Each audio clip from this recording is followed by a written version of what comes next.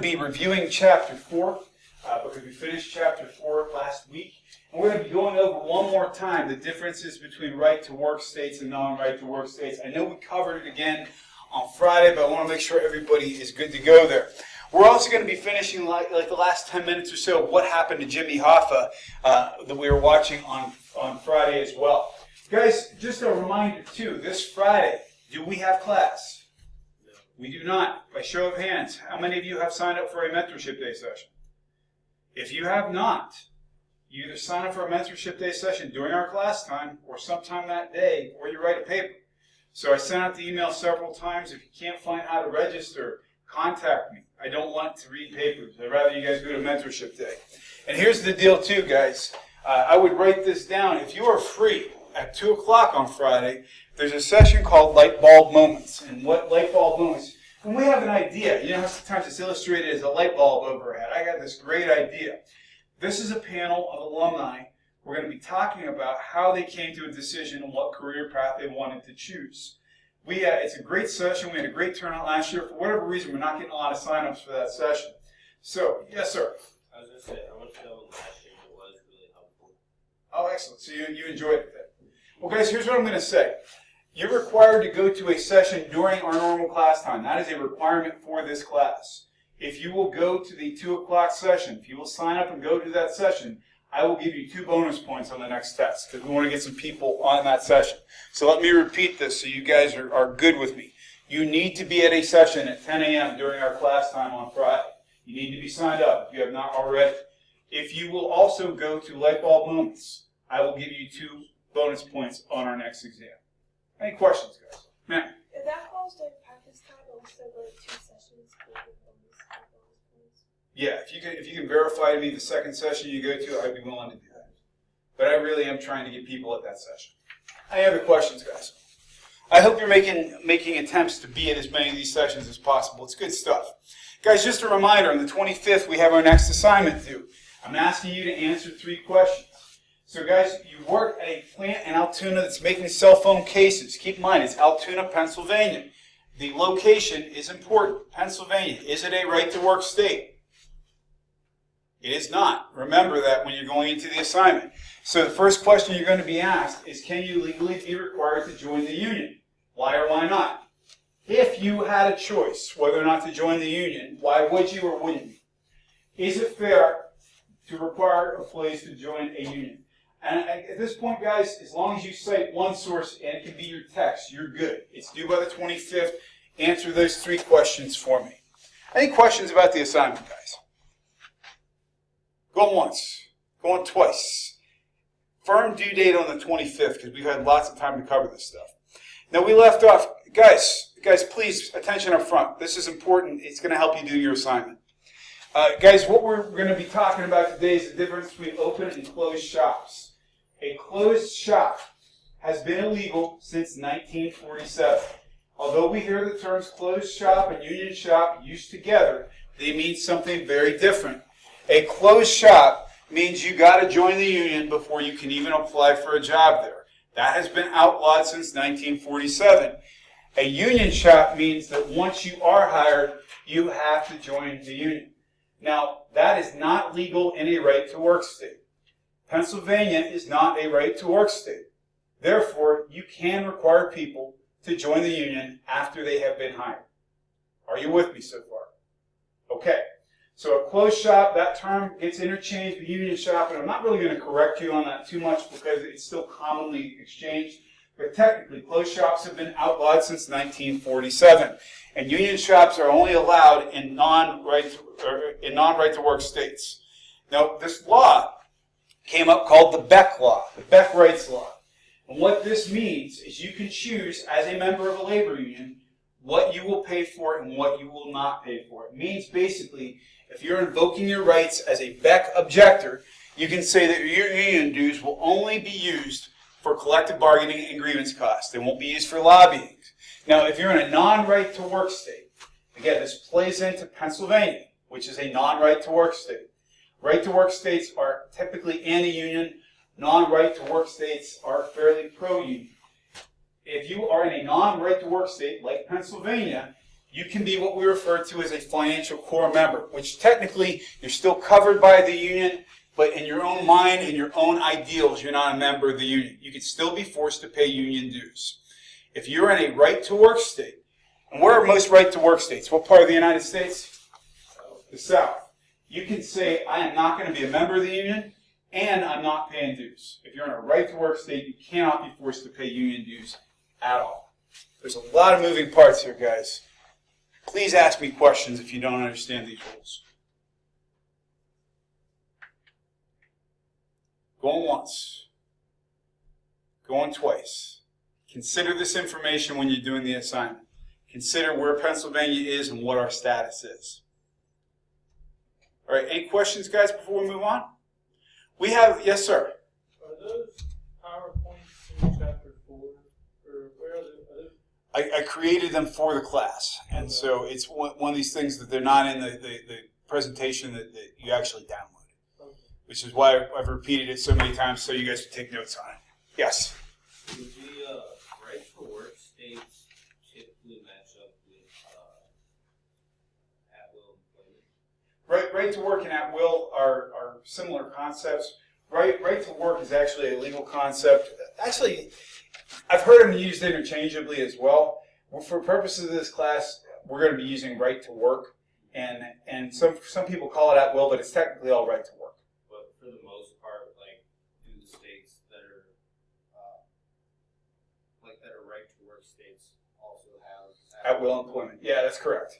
But of the two terms, right to work is the state designation. Okay? Other questions, guys? Please, if you have questions on this stuff, let's talk about it. I want you to do well on the assignment. Okay, going once. Going twice. All right? Guys, we're going to continue. We left off with about 10 minutes ago on what happened to Jimmy Hoffa on Friday, so we're going to finish that last couple of minutes. Statement about modern Teamsters. I don't have a grasp in terms of what kind of influence those elements have. I would be suspicious that there is some of that influence still existing in that organization. But when you make these kinds of deals, they're easier to get in than they are to get out. Yes? So his son became president. How is / was he doing? I think he's still the president of the Teamsters. To be honest with you, I need to go back and do some research on that because I've seen him show up for some interviews lately because they've been talking about the rise of white-collar unions. You might occasionally still see his son on television. It's amazing how much he looks like him, too. It's pretty stunning resemblance. Other thoughts or questions, guys? Going once, going twice.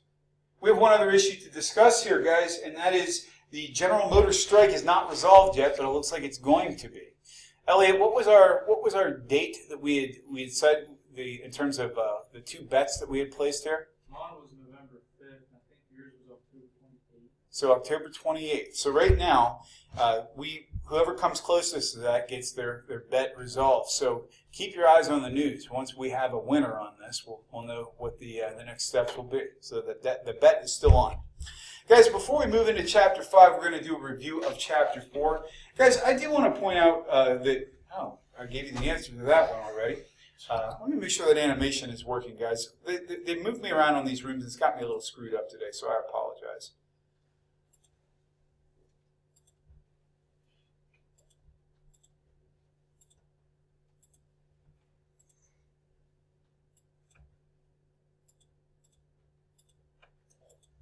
This is what happens when you move around too much in one day and they stick you in Sullivan Hall for part of the day. Bear with me.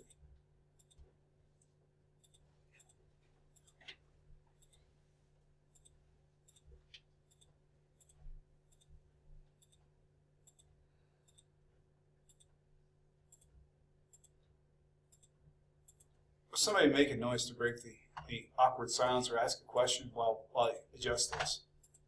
How was your break? My break was awesome. How was yours? Good. What did you do fun? Slept. Sleeping is fun. Anybody else do anything fun over break? Nobody wants to help a guy out today. Over break, we at the D&D club fought an adult blue dragon. Did you really? That was pretty cool. How'd that work out? Some of us nearly died in the process, but our wizard managed to pull through. He became Oscar Gray, the Dragon Slayer. Awesome. I'm glad that worked out. Got a bunch of gold. Gold. So now we can spend it on cool treasures and stuff. Gold is good. All right, guys. Now we're jumping into the review. The animation should be working now. All right, guys. Which of the following represents an area where both unions and management agree? Is it job security, control, flexibility, or profitability? D is profitability, and that's correct. Why do both groups agree on that? Because if there's no money coming in, then you have nothing. You're exactly right. The company wants to make money, and the members of the union want jobs. True or false? Strong economy puts unions in weak negotiating positions. That is false. If you're a union, for example, General Motors has gone off strike now for over a month. Back in 2008, that probably would have broken the United Auto Workers, but not today. Okay, if a company attempts to open up a new location, I want to hear from this side of the room this time. If a company attempts to open up a new location to put more work to non-union employees, we call it an unfair labor practice, double-breasting, double-dipping, or employment fraud. What do you think, guys? Somebody this side of the room, make a guess. B is correct. It is double-breasting. Which of the following is not a legal company approach for avoiding unions? Is it telling employees they will lose their jobs if they unionize, offering higher pay for a union vote, offering higher pay prior to a union vote, establishing employee advising committees, or paying employees to listen to pro-company propaganda? Which one is not legal? Correct. People do it, though. They do it all the time. Which of the following would indicate an instance of double-breasting? A company whose primary business is manufacturing computers opens a new non-union plant and makes shoes. B, a union grocery store opens a Taco Bell. C, a union automobile manufacturer opens a new non-union plant to make axle assemblies. Or D, a non-union automobile manufacturer opens a new non-union plant to make axle assemblies. C is correct. Why is that correct, by the way? They're related industries? Correct. They're doing basically the same thing, but trying to get out of their existing labor agreement. Which of the following is not part of the NLRB's test for double-breasting? Is it business necessity of operation, interrelation of operations, common management, common ownership, and control?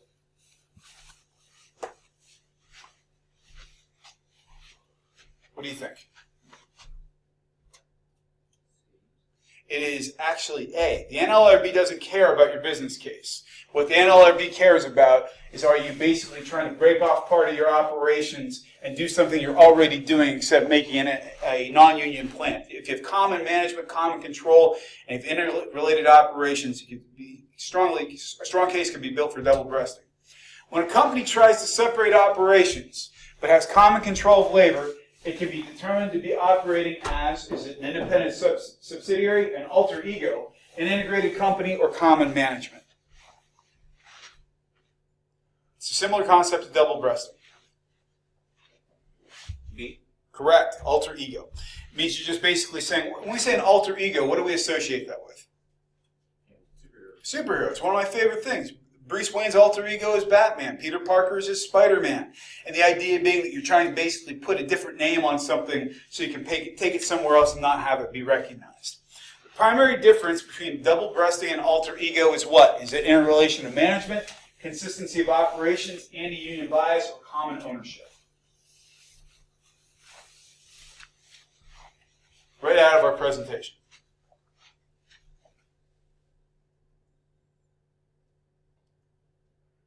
Both are approaches the NLRB can bring forth to basically say you're trying to open up a factory or open up a branch while avoiding a union.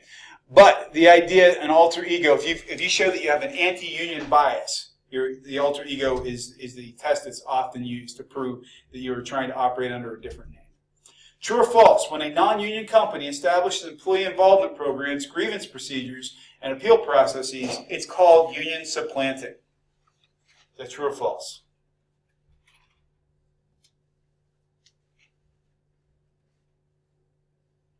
Take a guess, guys. True. It is false. It's union substitution. That's why we review, guys. True or false? Union corporate structures are completely different than traditional corporations.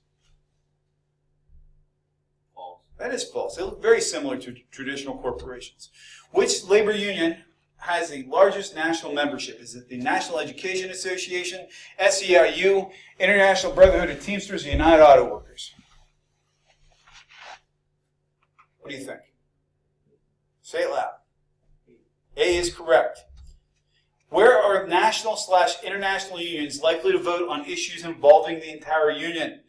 Weekly meetings, monthly meetings, annual conventions, or NLRB arbitration? Yep, it's party time. We're going to the National Convention. Which of the following is a reason for mergers of national unions? Increase in size of industrial sectors, economies of scale, expenses of jurisdictional disputes, or self-preservation? The reason that we, well, it should have said which is not a reason. That's a typo on my part, guys. I was doing this last night. So all the economies of scale, expenses of jurisdiction, and self-preservation, those are all good reasons to merge. The reason that we're not seeing mergers of national unions these days is because we're not really seeing an expansion in industrial sectors. When two or more, I'll correct that before I send that out to you guys. When two or more unions form a new union, do we call it affiliation, amalgamation, absorption, or merger?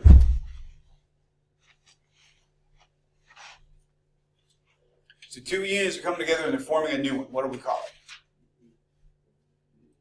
It's actually B, it's amalgamation. True or false, employees in right-to-work states tend to make higher wages than employees in non-right-to-work states. That is correct. Typically speaking, in non-right-to-work states, you make higher wages. True or false, PA is a right-to-work state. That is false. True or false, the AFL-CIO merged in 1955. That is true. The Labor Management Reporting and Disclosure Act of 1959 was also known as what? Is it the Jimmy Hoffa Act, the Taft-Hartley Act, the Landon-Griffin Act, or the Mason-Dixon Act?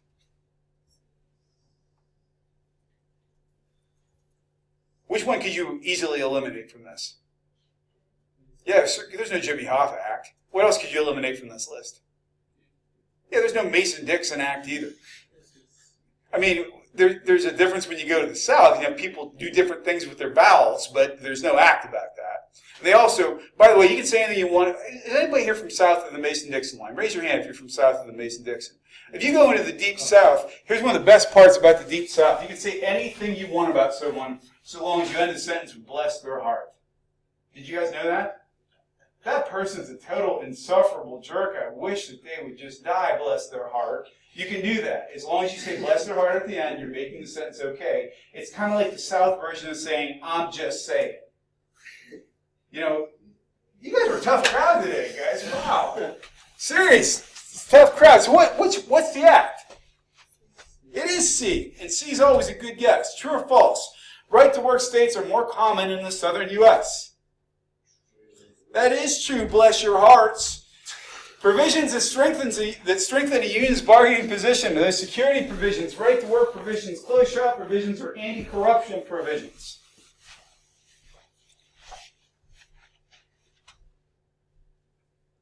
We only talked about one being a provision. What is it? Oh, please. See? It is not C. But we just eliminated that one. What is it, guys? It is A. Absolutely. A for absolutely. Which of the following is not a legal union security provision? Is it collective bargaining, agency shop, union shop, or closed shop? Which one of those is illegal? D. Closed shop, as of 1947, they're illegal. In which industry would you most likely find a union hiring hall? D. We got a guess for D? It's actually A. It's always associated with the trades. Union membership is optional, guys, but all employees have to pay for a collective bargaining and grievance cost. Is that a union shop, an agency shop, a right-to-work shop, or a closed shop? B is correct.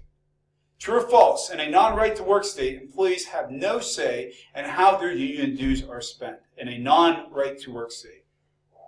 That is false. That's a tricky question because you still have laws that basically say you can be an objector.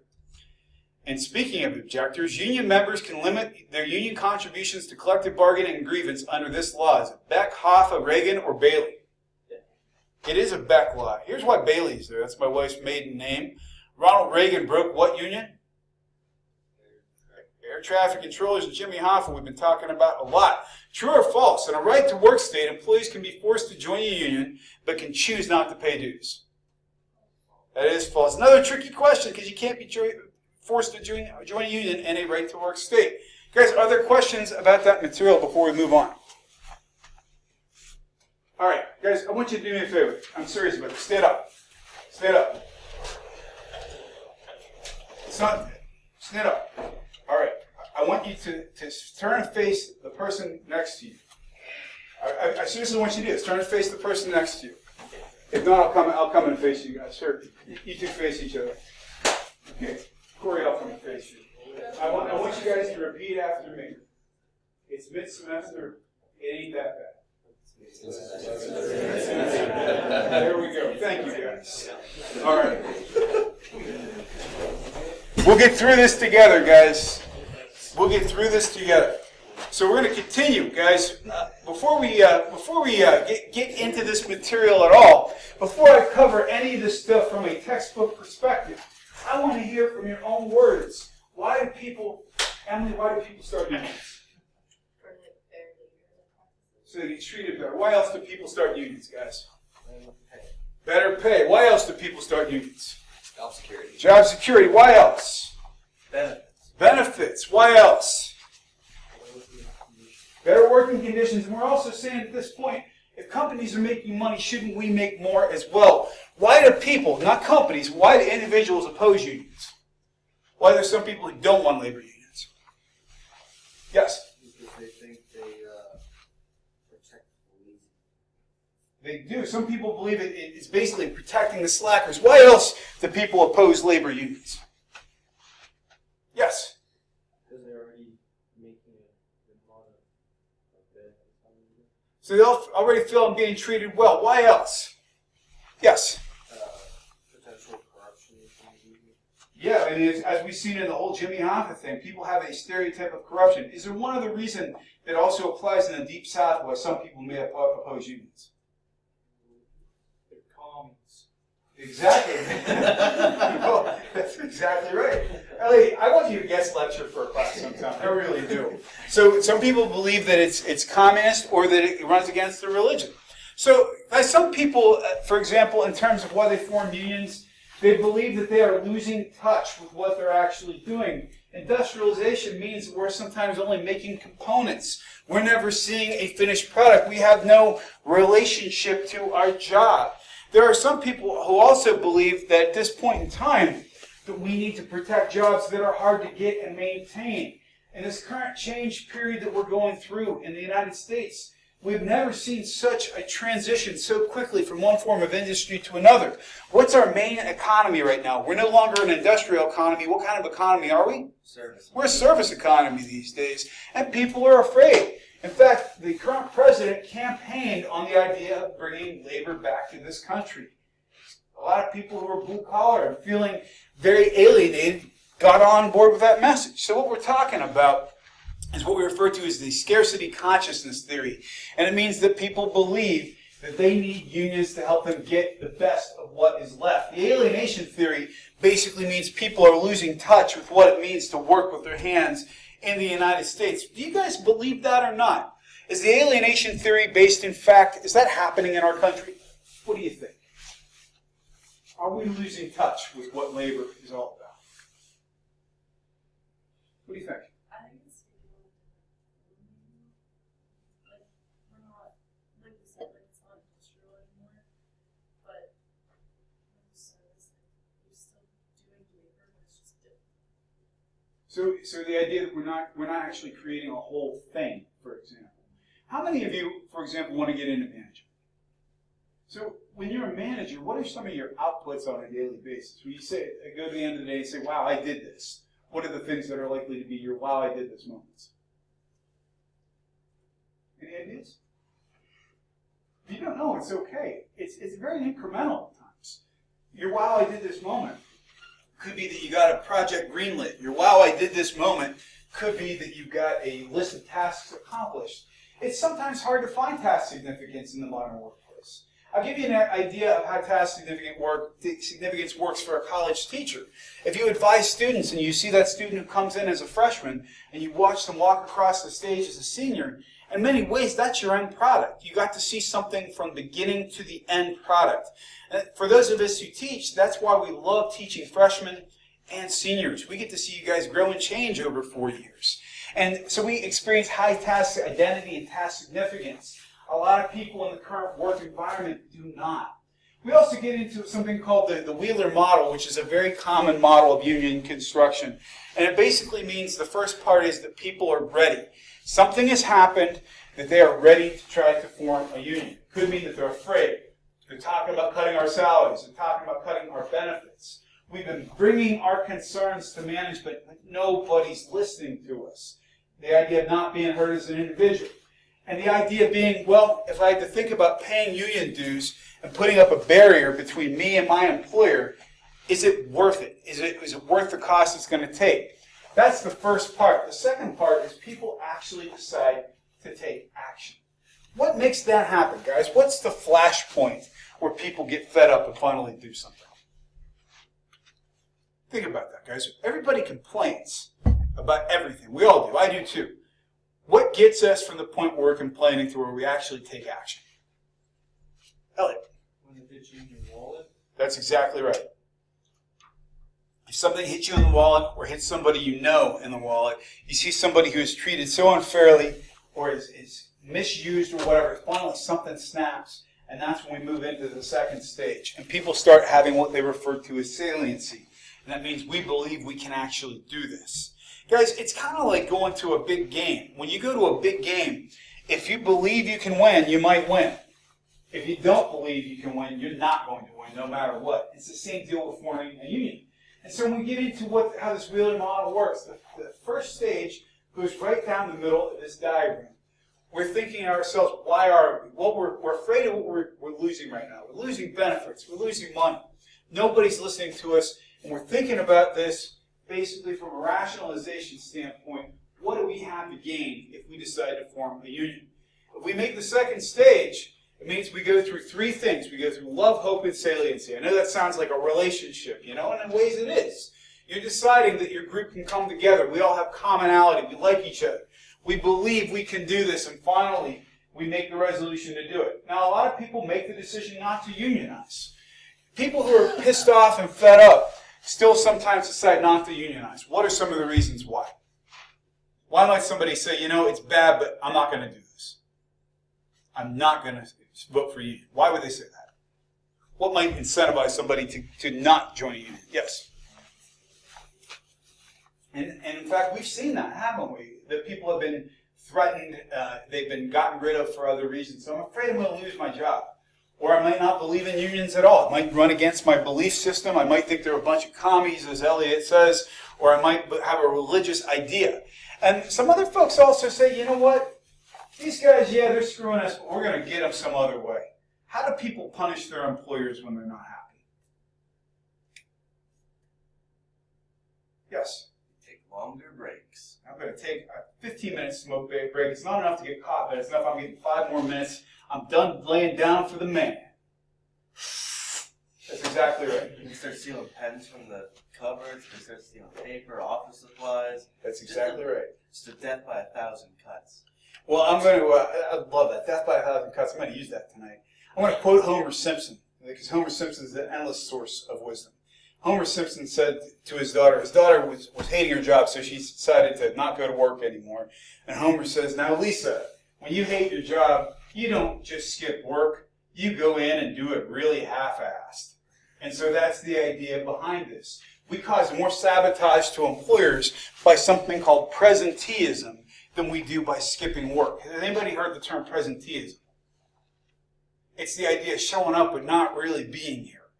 Not that any of us in education ever experienced that at all, ever. But it costs companies more because you can't see it. When you see people who are sort of showing up but not really here, it's less easy to correct. Guys, in terms of people who have been in unions before tend to have a more positive experience. Well, let me rephrase it. If you were in a union and had a positive experience, you're more likely to say, you know what, I'll form a union, or I'll be in a union. I know people who've been in unions who said, hell no, I'll never join another labor union. All they did was take my money. I know other people who couldn't wait to join. So your family also has a factor in that as well. Because here's the trick, guys, and this is not universal. If you work in a blue-collar industry, who is it likely that your parents also worked for?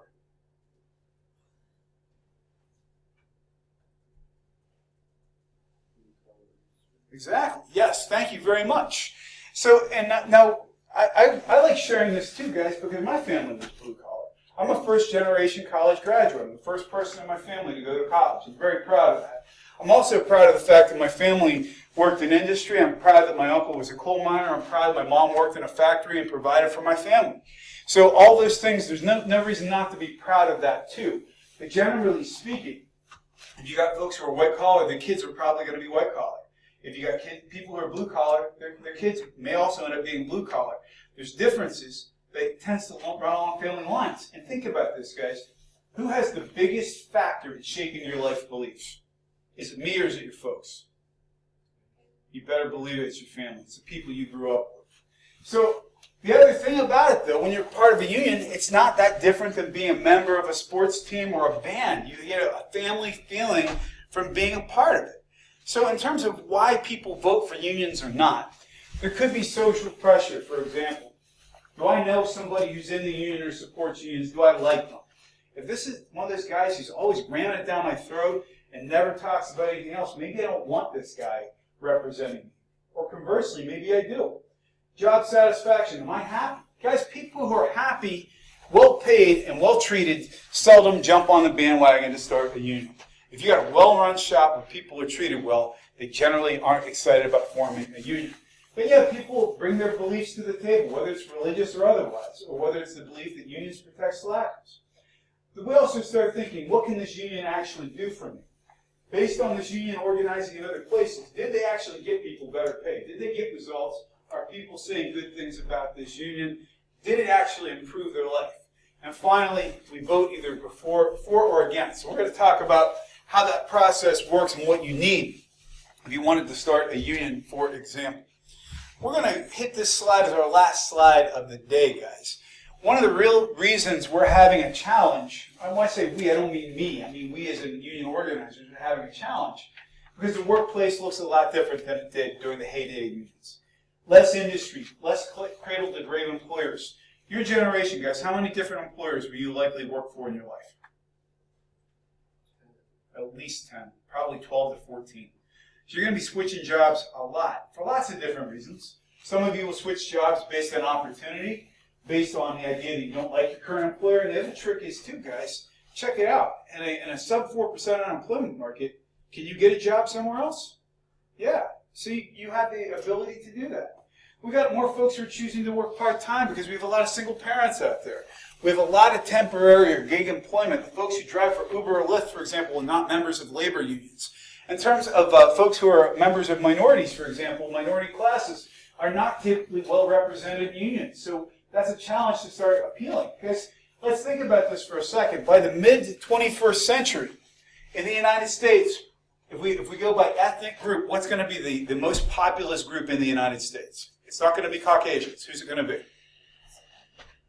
I'm sorry? Hispanics will be the largest population of the United States.